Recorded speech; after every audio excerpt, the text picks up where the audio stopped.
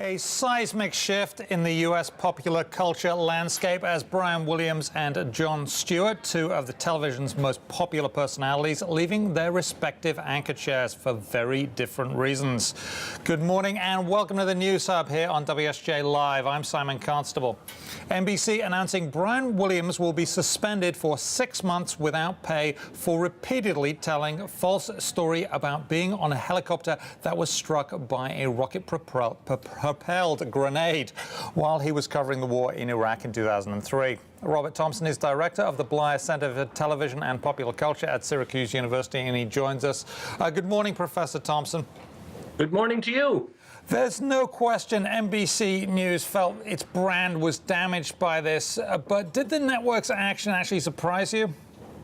It surprised me a lot. I don't know how they can continue to say that they're setting these standards of truth and respectability and dependability in reporting, and yet have a story like this break and only go with a 6-month suspension. And 6 months without pay is a big suspension. So they're essentially saying that the face of our news organization has done something so bad that it merits being taken off the air for half a year without pay, but it's not quite bad enough to then not let him come back and be the face of our news organization once again 6 months later. That strikes me as a really, really odd decision. Let me read from a statement from NBC Universal CEO Steve Burke.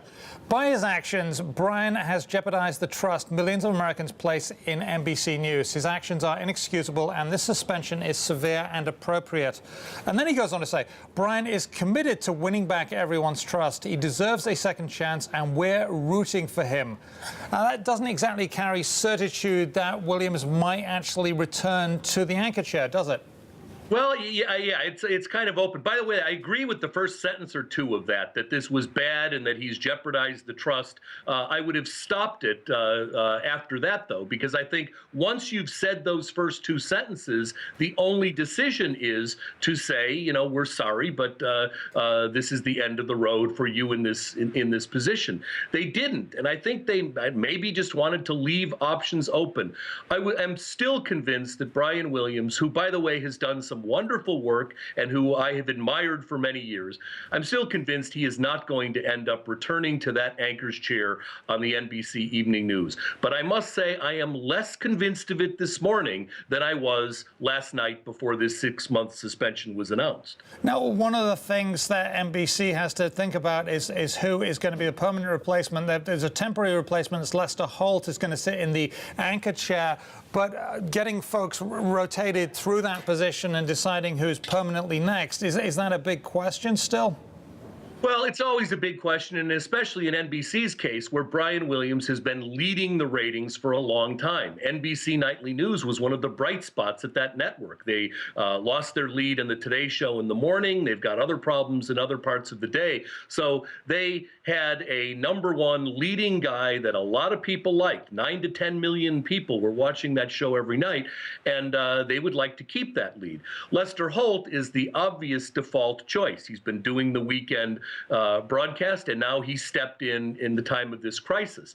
And I suspect they're going to keep him there until they decide whether or not Brian Williams is either actually returning in 6 months or not going to return. At that point, they'll have to look at Lester Holt's numbers, see how much they've fallen off of what Brian Williams had, if they have it all, and I would guess that they probably will a bit.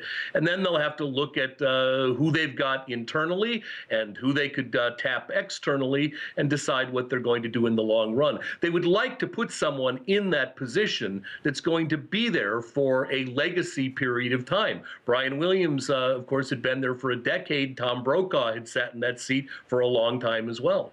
So the NBC says, look, we want him to succeed. We want him to build back that trust.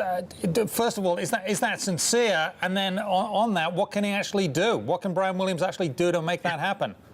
Yeah, well, the first question I think is easy. Yes, I think it's sincere.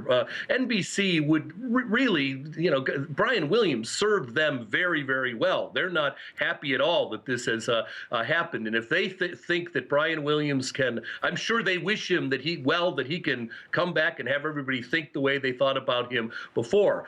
What he would have to do that, I think, is a tougher kind of thing.